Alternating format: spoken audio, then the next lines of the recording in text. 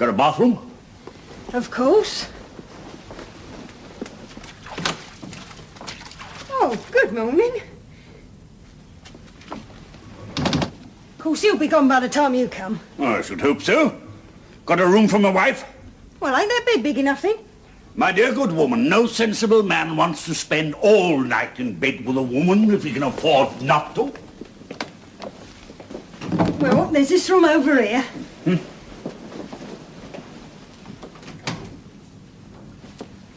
Yeah. Where's that'll do? How much do you charge? With breakfast, 3 guineas. Ruinous. You people are all robbers? Is that including the sitting room as well? No, I'm sorry, Sir George, they're all took. Well, this one seems empty enough. That's Hazelmere's. And he's promised to a titled gentleman come from the continent, a baron. Damned foreigners. Far as I'm concerned, Mrs. Trotter, black men begin at Calle. Your tickets, my lord. Starts at 7:45. Madam? Champagne and petit fours in your room at midnight, sir. General Clark's expecting you, my lord. Number 5. Up the stairs, second door on the left.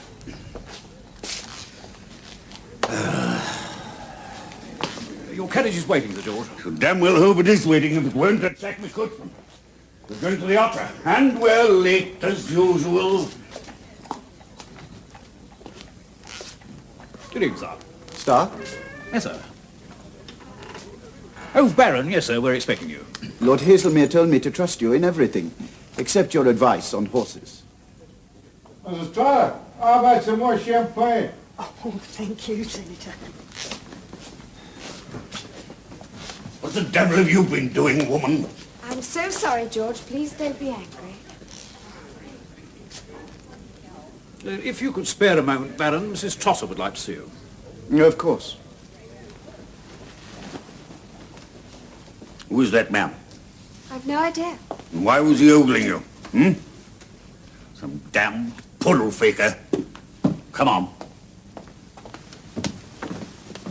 This is indeed a pleasure. It's nice to have you, Baron. How long will you be staying? A few days, perhaps a week. I've come over especially for important conferences with my tailor and my shirt maker. I'll put you in Lord Hazelmere's room, seeing as he's a friend of A yours. very good friend. He sends his kindest regards. How is he? In the best of health. And since he saved the old Marchesa Fantucci from drowning when her carriage went careering into the harbor, he is the toast of Monte Carlo. Monte Carlo? Who said Monte Carlo? Don't mind him. Senator, meet, this is Baron Paul, what's your name? Opitoff. Meet the Senator. Well, honored to make your acquaintance, Baron.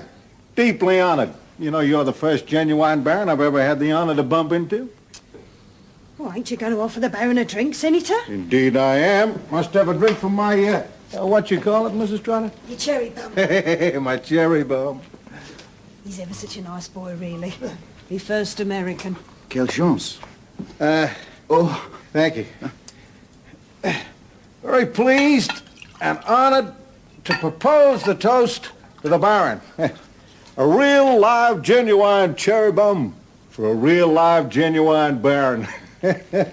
Skin off your nose. Oh, and off yours, Mrs. Trotter. Oh, you will excuse me, Senator, if I drink to my own health.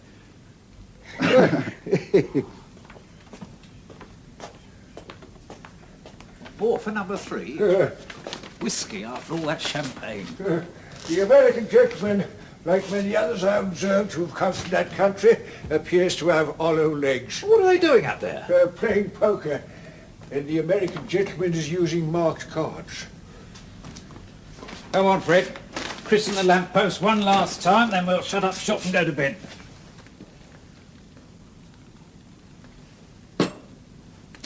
Raise your 10. Double. Oh. I see you. Oh, you have a flush, is that right? No, Baron. That is called a full house. Queen's High. That's right, full house. Queen's High. You're too good for me, Senator. You'll get the knack in time, Baron. I'm quite astonished to find that you've never played poker before. Do you know that? Thank you. Will that be all, sir? That'll be all, thank you. Thank you. A few games of bezique and a hand of piquet with my old great-aunt, the princess. That's about all the cards that were allowed in my family. Help yourself, Senator. I'm not a real senator, you know, Baron. That's just one of Mrs. Trotter's wry little jokes. My name is Crocker. Collis C. Crocker. I'm delighted to make your acquaintance, Mr. Crocker. Call me Collis. Collis. I'm gratified. I'm just a country boy from Cedar Rapids, Iowa. Made my pile cannon beef, Chicago. CCC, the best beef there be. Expect you heard of it. Oh, yes, of course. Yeah, CCC, that's me. Nothing wrong with money, eh, Baron? No, indeed. I'm glad to hear you say that. I wouldn't be here now without it. Yeah, only one thing wrong with my life. What's that? My wife. She's not here. God forbid. Oh. Oh, no. She's been took religious. She's in Des Moines. Yeah, she's took religious and she's took against drink. Nearly ruined my life. Oh, I have to invent this trip to Europe just to save my sanity. Another drink. Why not? Only got another week. No time to waste, huh? Hey, if you won't think it rude my asking, Baron, what do you do? Do? For a living. A living? Oh, you mean how do I live? Well, I live like this, in a pleasant sort of way. No, I mean, what do you do for work? Work? Yeah, what work do you do? But I don't do any work. Well, none of your family do any work. Not that I've heard of. Not for several hundred years, anyway. You see, my family have always had big estates in Bohemia and Thuringia. Money and commerce are never mentioned at home. Well, you must be rich. Not ever have to make money. Not even to talk about it. In fact, I can only think of one of my forebears who made money. My great-great-uncle Philippe. He did literally make money. Well, most people have to make money to live. No, I mean, he actually manufactured money. You mean he had a printing press? Huh? A mint of his own? I think it's a story better left hidden in the mist of time. Not a very creditable chapter in the history of my family, huh? Look, Baron, I won't think no worse of you or your family for it. I've sailed pretty close to the wind once or twice myself. Toward the end of the 18th century, it became clear to my great-great-uncle Philippe that one of the foremen on his estates had sired a young man with a genius for invention. My great-great-uncle, being a philanthropic sort of man, sent the boy to study in Vienna, where he quickly astonished his professors. One of his inventions was a machine for reproducing paper money, a sort of magic box. Well, that's a useful kind of box. I wish people could still make toys like that. Anyway, it probably wasn't quite as good as you said it was at the time. Oh, yes, it was. Well, you really know that for sure? Oh, yes, you see, the box still exists. Exists? You mean, where? Under guard in a vault. Somewhere on the continent. No, here in London, as a matter of fact. I always take it with me wherever I go. 'Tis a promise I made to my father on his deathbed when he put it into my hands. Put it into your hands? It's not, No. Well, what's it like? A small wooden box, beautifully made. Typical 18th century craftsmanship. Boy, what I'd give just to see it. You couldn't, No, of course not. What? Well, allow me the very special privilege of seeing it, huh? Just once. Well, perhaps sometime before I leave. Well, that'll just about cap my trip to Europe. All right, if it would really amuse you so very much, I'll bring it here tomorrow. To this very room? For your eyes alone. Baron, I am deeply gratified. May I say touched by your confidence in me. Huh? La You have a singer for a neighbor. Yes. Hope she doesn't go on all night, huh? I say, could I borrow back £10? Surely. Let you have it back in the morning. Good night, Bullet. Good night, Baron.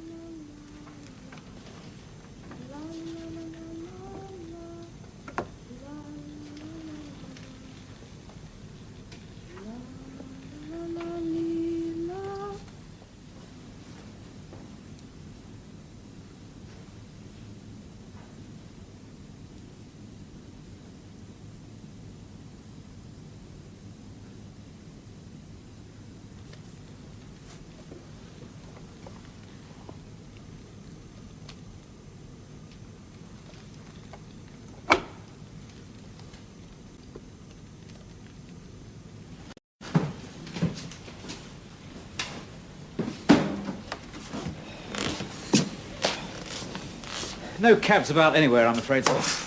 If I don't get one, I shall be late for a most important engagement. Cabs are as difficult to find as honest horse dealers on wet days like this one, sir. Oh, excuse me. Might I ask in which direction you're going? Savile Row, madam, but I have no conveyance. But I have my carriage. And I'm going to Bond Street. Would you think it very forward of me to offer you a lift in it? Indeed, I would not. Good morning, Lady Adam. Good morning, Baron. You have met. Not exactly. Might I introduce you? Lady Adam is an angel sent straight from heaven, as far as I'm concerned. Oh, that's nice. She's about to save me from the ultimate disgrace, being late for an appointment with my tailor. But, George, it was raining so hard. All I did was give the poor man a lift. Have you considered what people will say when we hear that the new young wife of Sir George Adam is in the habit of taking strange men round the West End of London in his carriage? I shall be the laughing-stock of London. It was quite a short way. And he was so grateful. Oh, yes, I'm sure he was, and so will all the gossips be grateful as well. You've no idea how to behave, madam, none at all. It's the way a woman of the town would act, a streetwalker, a whore. George, I won't be spoken to like that. You will.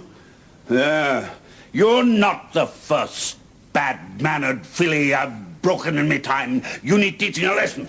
And you shall be... Look, George, I'm sorry. Too late. Open this into the door. I'll send you home. But, George, my maid! I'm not undressed. Don't tell me you can't undress yourself. No.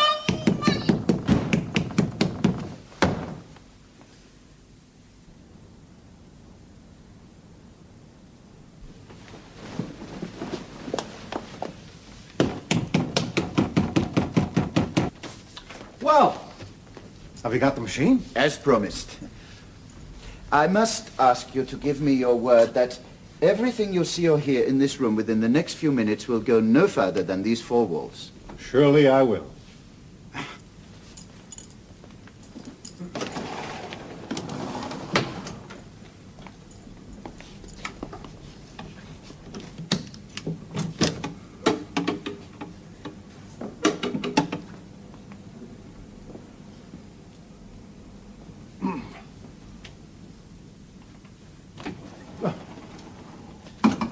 Here it is.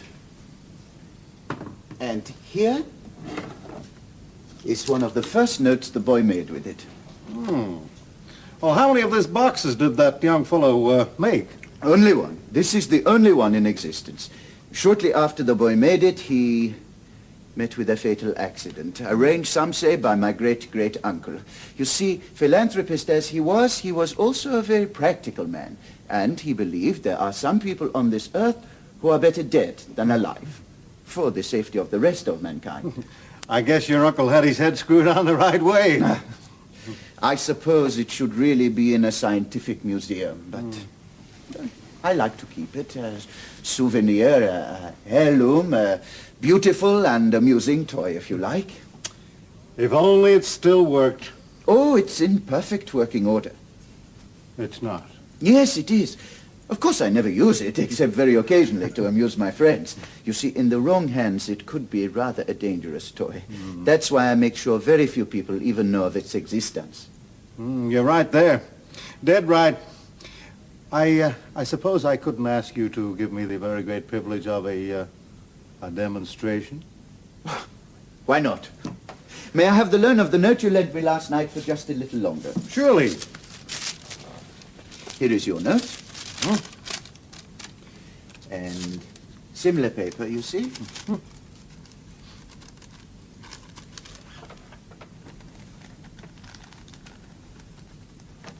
I assure you no harm will come to your money. The secret of how it works died with its inventor, but the mechanism is activated by clockwork. Well, how long does it take? 12 hours. 12 hours precisely. So, now, we will leave it in peace, and I hope you will pay me another visit this evening. Surely. Oh. Yes, come in. Any boots for cleaning, sir? Oh, yes, I wanted a word with you, Star.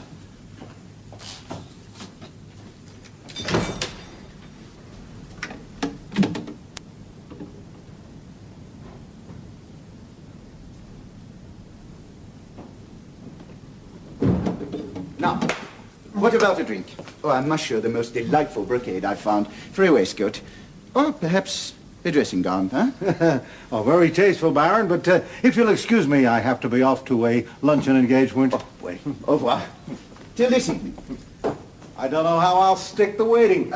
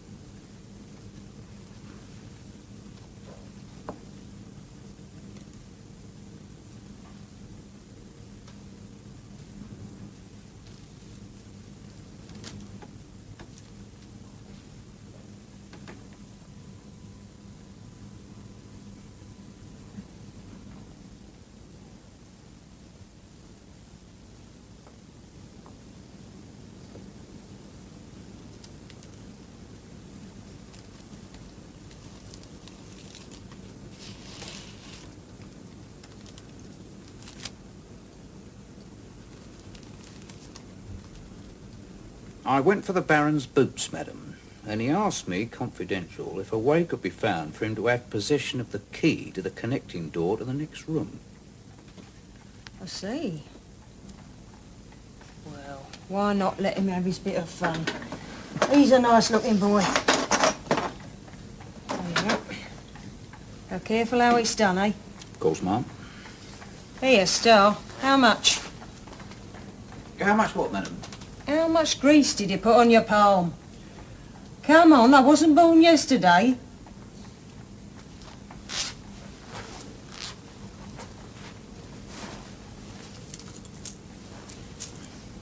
£8 for Lady Adam and Eve and Kiss Me Quick, that's a bit cheap, isn't it?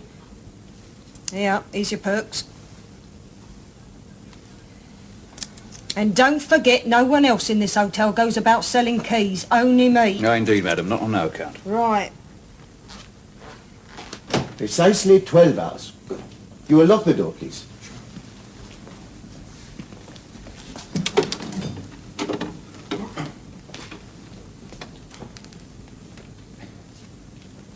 This part is rather complicated.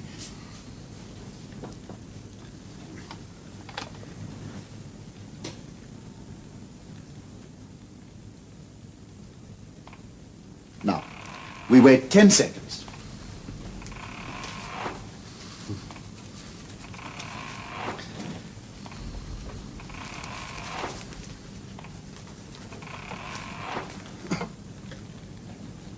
No, don't touch it.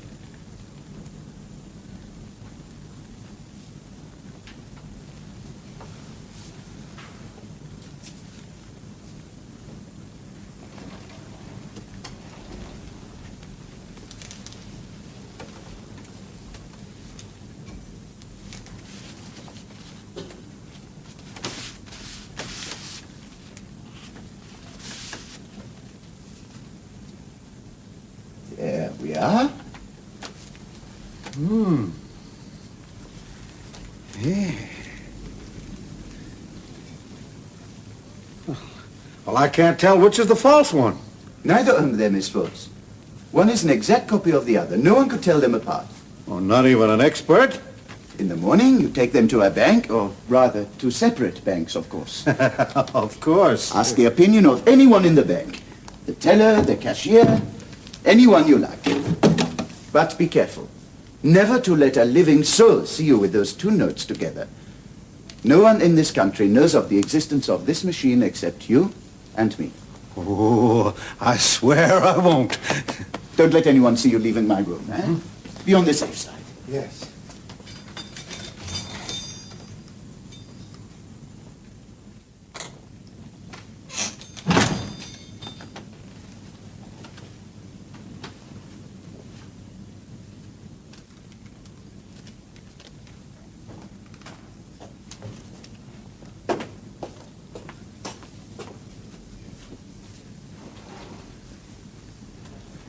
The porter requests me to give you this, sir.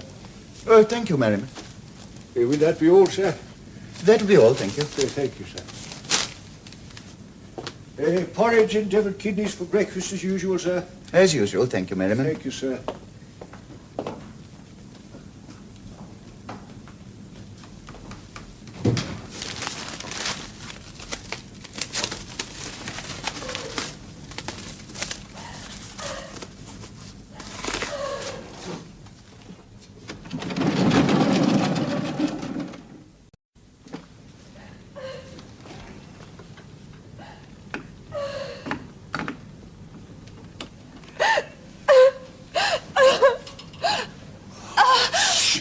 Dear Lady Adam, I had no idea this was your room. Yes.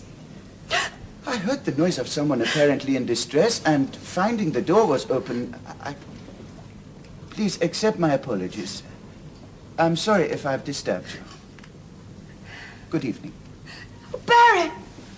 Wait! Please wait! What is it? Oh, my lady is unhappy. Warm yourself. Oh, thank you. Oh. Would you like some coffee and a sandwich? Oh, yes, please. I'm famished. Thank you. I say, what a nice room you've got. Yes. You do have a lot of pictures of animals, don't you? They're so much nicer than human beings. I mean, much more handsome, don't you agree? Most human beings. We have a picture of a bull at home. A prize bull. It must have weighed tons. It's got the biggest horns you've ever seen. Thank you. And sheep. Not looking like real sheep at all, but a lot of woolly haystacks. I say, what a funny box. Oh, please, don't touch it. Why not? Well, it's rather delicate. You're just like my husband. He won't let me touch any of the china or anything at home in case I break it. Oh. Oh, excuse me. Haven't had any supper. No supper? But you could always ring the bell for a waiter. Well, my door's locked. My husband locks me in my room at night. But why? He's angry with me. You see, ever since you've been in London, men keep looking at me. Well, I can't help it. You should take it as a compliment. Oh, I do, but my husband doesn't. He was furious with me because of you. Because of me? Because I took you in our carriage. Now, is that so very wrong? I thought perhaps it was with his permission. I shall, of course, explain everything in the morning. Oh, no, don't. He wouldn't understand. You see, he thinks you're a poodle faker and he doesn't very much like foreigners. Oh, forgive me for saying that. It's not what I think. But I'm sorry to say that I'm finding my husband is rather a bad-tempered old man. My dear poor lady. Don't cry. Thank you. There. Yes. That's better.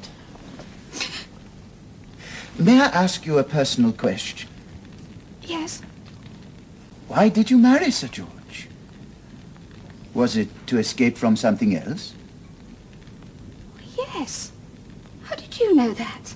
Oh, most people marry to escape from something. Do they? Gracious, how sad. What were you trying to escape from? Oh, everything, I suppose. The life I was leading. You see, we live in the country, where George is the local bigwig.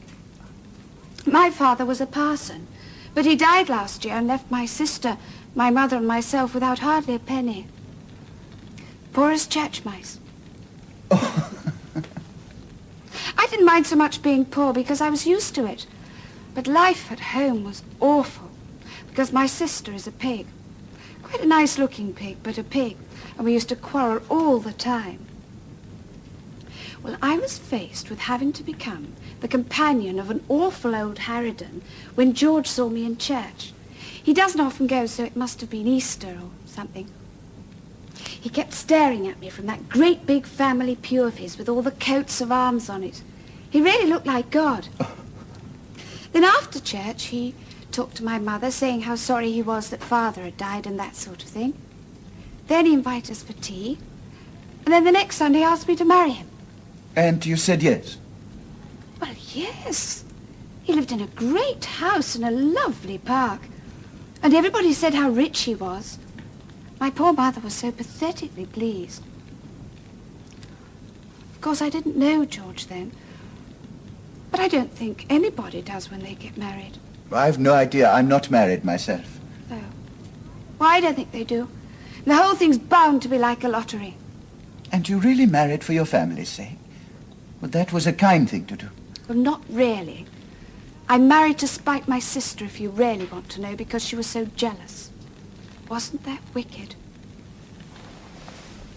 Yes. Have some brandy. Oh, yes, please.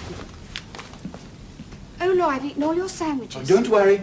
I did have supper. May I give you some advice? Yes, please. Be very careful to behave absolutely correctly to your husband and to everyone else in public, however boring it may be. And then you will be able to enjoy yourself more easily in private. You mean play possum? I've not heard the expression. We used to say it at school. Ah, Will you teach me did you what? how to enjoy myself more easily in private? Well, we'll have to see. But not tonight.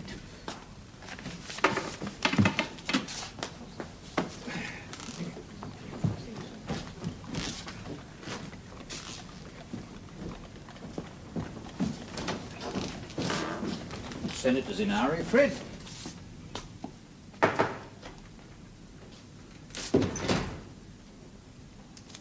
It's a miracle, Baron. A goddamn miracle.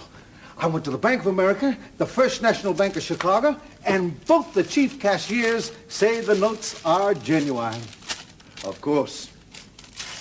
Hey, that's mine. No, that one's yours. This one's mine. But how do you know which one is which? You said there was no difference. No, there was. Uh-huh. One of them was counterfeit, wasn't it? No, they were both exactly the same. But tearing up money, that seems a real pity. Well, I have to admit that sometimes even I am tempted. Well, if you ever need money, I'll buy that box off you. For cash, at a really handsome price. No. No question of that. I don't want to sound too old-fashioned. It's a question of honor. Family honor. Family honor, huh? Now, that's a damn tough thing for a man like me to understand. Yeah, that's something mighty powerful. I'm sorry, Collis. I have to get dressed. I have an appointment with my bootmaker. Sure. Perhaps a little poker game later on? Why not? I bought some cards. Oh, I don't know. Talk about throwing money away. Oh, I thought it was right to draw your attention to this incident, ma'am. Yeah, you were quite right, Merriman. For a man who looks like a desiccated old bat, you've got remarkable sharp eyes. Thank you, ma'am. As you were kind enough to observe, the good Lord has blessed me with a good pair of eyes, and eyes are to be used, if you take my meaning, Come ma'am. on out with it. Stop levering. I should like to draw your attention to another aspect of the gentleman in number 3. What aspect? If you can spare me 5 minutes, ma'am. You've got no right to go poking and prying about in the guest rooms. No, ma'am, of course not. It's just to happen to observe What the is it then? Peculiar-looking thing? Bomb, is it? Not that I know, ma'am. No, it's just that I happen to remember seeing a similar object many years ago when I was working in the first-class dining saloon on the passenger ship. It belonged to a gentleman. He was also a foreign gentleman, ma'am. And another gentleman that appeared at the time had bought it off the first gentleman. Merriman? Well, anyway, when we reached the plate, that's the River Plate in South America, ma'am, the police came on board and arrested the foreign gentleman. Crook, was he? Oh, yes, ma'am, so it appears at the time. He went to prison, certainly, and no doubt he never come out. Oh, them prisoners of South America, What was ma'am. his crime? Oh, well, that I never did find out exactly, ma'am. But the police came back and they examined every single piece of paper money there was on that ship. Well, you're a proper little old Sherlock Holmes, no mistake. Thank you, ma'am. If I might suggest, ma'am, don't you think it might be advisable to warn the American gentleman? Warn him? Warn him about what? Look, Merriman, you're the waiter here, not the bloody manager. What people do or don't do in this hotel is their business, and mine. Eh? And I'm not the law, except when it comes to getting rid of me staff. Can I double? Sure you can if you want to. Well, I'm probably wrong, but I'll double. I see. Full house, king's high. You're sure getting a real knack for this game, Baron. These new cards. Must be lucky. Your deal. Well, if you'll forgive me, Baron, I've got something more serious than cards to talk to you about. All the day, I haven't been able to get the thought of that box out of my mind. If you'll excuse me saying so, it's far too valuable to be left lying around in hotel rooms where anyone could steal it. Oh, I'm sure no one except you or I would have the least idea what it was. Or hidden away in some old vault where no one could ever see it. That box is of great historic and scientific interest. And I've got a proposition to put to you, Baron. Ever since I set foot in Europe, I've been deeply impressed by the sense of history, the sense of tradition that I found all around me. Well, I guess we'd all like to leave a little bit of ourselves on this earth to be remembered by. Well, I am going to build a museum. The Colossi Crocker Museum of Science. Well, that's a noble idea. Bang in the middle of one of the greatest cities in the world, Chicago. People are going to come from all over the civilized world to see that museum, Baron, and shall I tell you why? They will make a pilgrimage to the Oppendorf room of my museum to see one of the great marvels of scientific history. That is, if you'll let me have your box. It's a most generous offer, Collis, and don't think I don't appreciate it. It's just that I have to think of the promise I made to my father and the promise The he name made... of your family will be preserved and honored forevermore in the halls of fame, Baron. I'll give you $20,000 for it. In cash. $24,000. Now that is really being generous.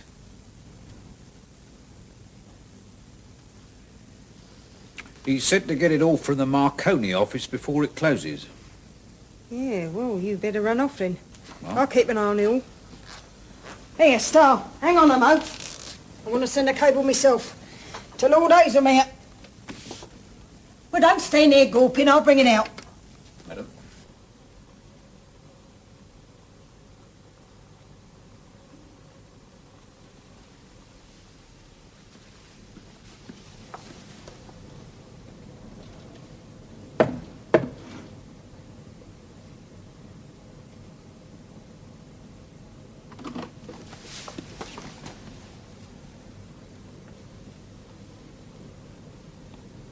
My dear lady, you called me? No? Yes, How can I help you?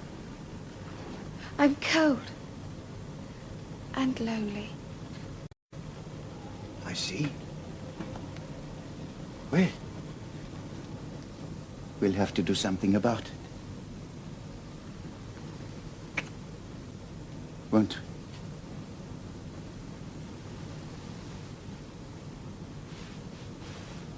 we? 22, 23, 24.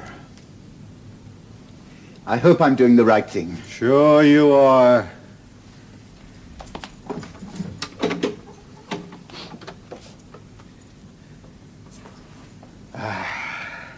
Have you got those instructions written out for me?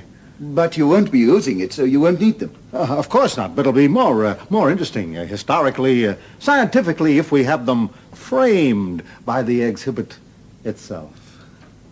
So it will.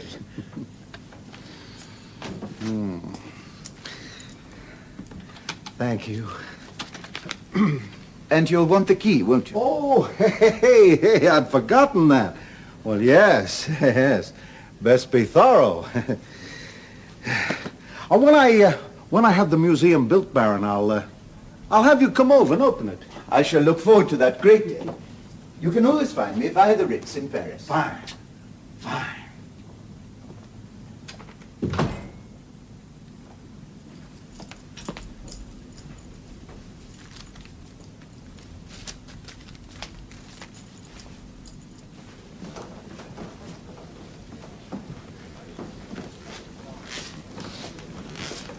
Just whistle up your carriage, Sir George. Yeah.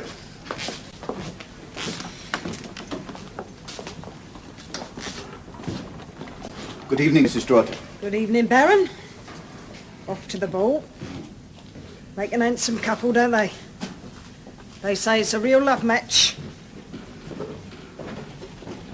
I trust you're enjoying your stay in London? Oh, yes, yes, very much.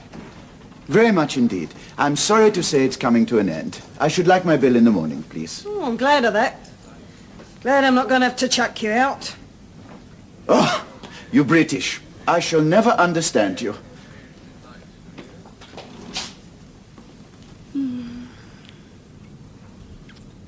Oh, Paul.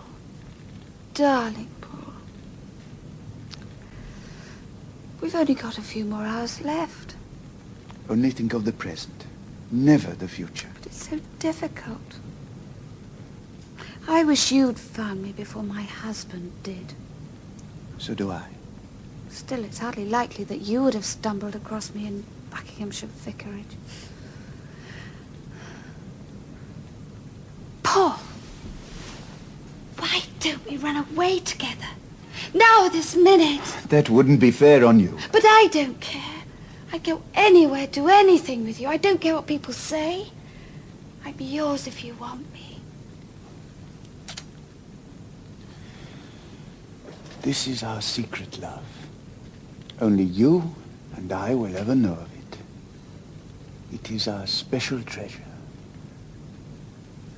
We mustn't do anything that would destroy it. We must be very patient and very careful. Paul, You're so wise. But you will promise to come back and find me and take me off to St. Petersburg or Paris or Prague, wherever you're living. Where do you live, my lovely Paul? I live nowhere and everywhere. Everywhere. That'll do for me. Right at the moment, I live here. Yes, in my heart. Can you feel it beating for you?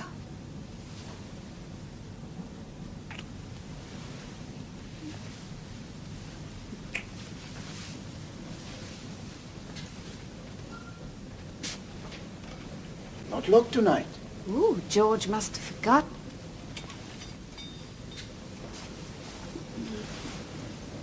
Oh, Paul. Darling Paul. We are tragic figures, you and I, locked in our secret heaven. This old brass bed, our magic carpet, and doomed to be parted at dawn forever. Make a lovely sad fairy story. You talk a lot of nonsense. Something to tell our grandchildren.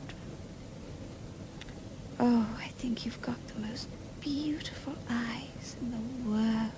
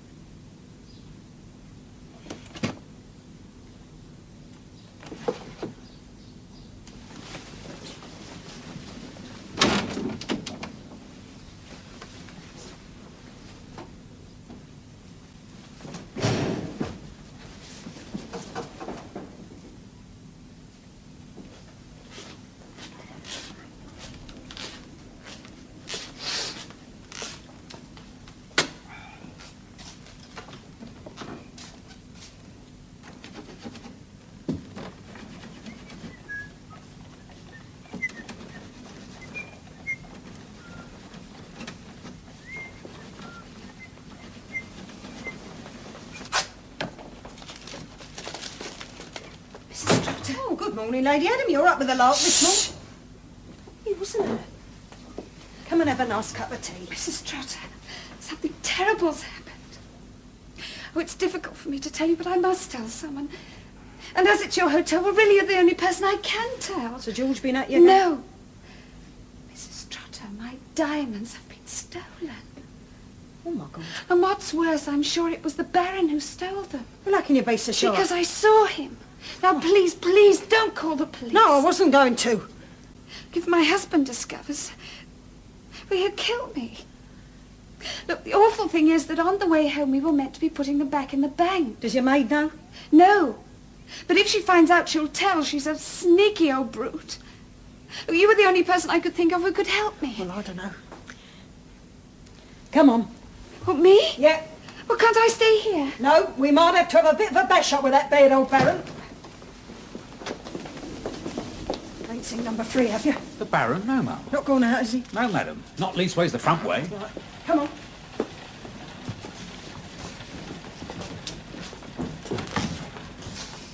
Who's that for, Mr. Merriman? Sir George's breakfast. You want to watch out you don't have it chucked in your face. Won't be the first time. Gentlemen with Sir George's temperamental nature are never easy to please. But then there's a reward in it sometimes when they smile.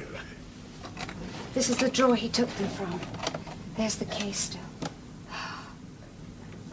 It must have been a nightmare. Huh? A nightmare, did you, my dear? I'm not surprised after all that caviar. Oh, yes, George, dear. And I couldn't sleep, so I went for a walk. Sensible girl. Well, what's going on here? Regular hen's party. Your wife was just showing me her beautiful diamonds, Sir George. My beautiful diamonds, Mrs. Trotter. Well, I propose to you the signal honor of breaking my fast in here with your permission. I was proud of my wife last night, Mrs. Trotter. She not only engaged the favourable attention of the King of England, but she made all the other damn women look like a lot of selling platers.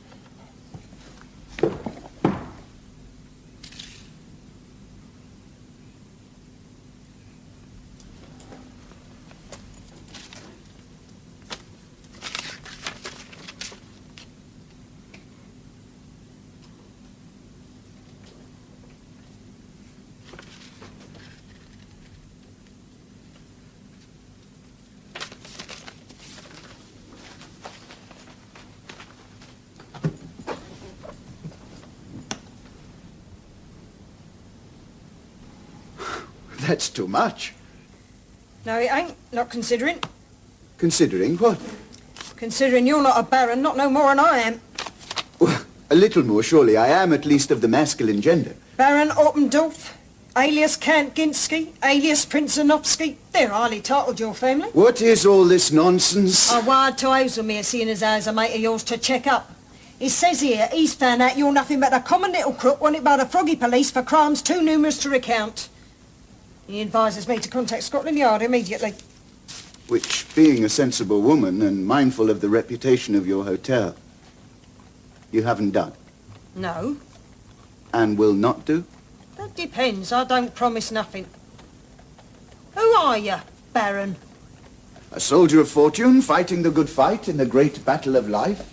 I'm not Daisy Adam. My father kept a livery stable in Hounslow. I grew up to prefer women and money to horses, so I went into service. Oh, we do have something in common then. I went to Amsterdam with a diplomat as his valet. Well, it didn't take long for me to realize how easily greedy men are parted from their money, and how irresistibly attractive I am to women. Not all women. No. No, rich, lonely women whose husbands didn't care anymore, or who were too concerned with their latest mistress. Sad women, mainly, who wanted a man. Women who, luckily for me, are stupidly careless where they put their jewellery. Ain't you getting a bit careless yourself? Bored. I took risks for the fun of it. I came here for rest. I didn't intend to work. Well, who could resist Lady Adam? Oh, the senator. Or our dear greedy old senator. $24,000 for a rotten old box. There's not much you don't seem to know. Oh, when you're running a hotel, you want to know what's going on. We're two of a kind, really. Thanks for the compliment. It was your suggestion, wasn't it? Yeah, we give 'em what they want, we make 'em pay for it, but I do it straight and you cheat 'em. It's a bit different, you know. Not much. Well, what was in that box? Some simple clockwork, a couple of rollers and a tin tray, that's all. I've got a little joiner knocks them up for me quite cheap in Brussels. Do you know, I've sold 5 of those in a year. That makes a profitable sideline. Exactly. Men who are really greedy will buy anything. And when our friend the senator tried to cheat me at poker, I mean me, of all people, using marked cards, well, I thought he needed teaching a lesson. Well, I must be off or I shall miss my boat. If I might pay my bill, please. What are you doing? Add in a note. 900 guineas. That is sheer blackmail. Oh, what a rude word to use to a lady. I'll take it in dollars if it's more convenient.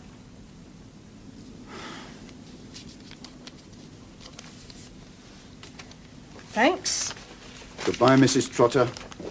It's been a pleasure to have known you. Goodbye, Baron. Hope never to set eyes on you again. You won't. I never draw the same cover twice. Here, Baron. Why did you put them diamonds back? Well, because you'd gone soft on her ladyship, was it? They weren't diamonds at all. Paste. And not very good paste at that.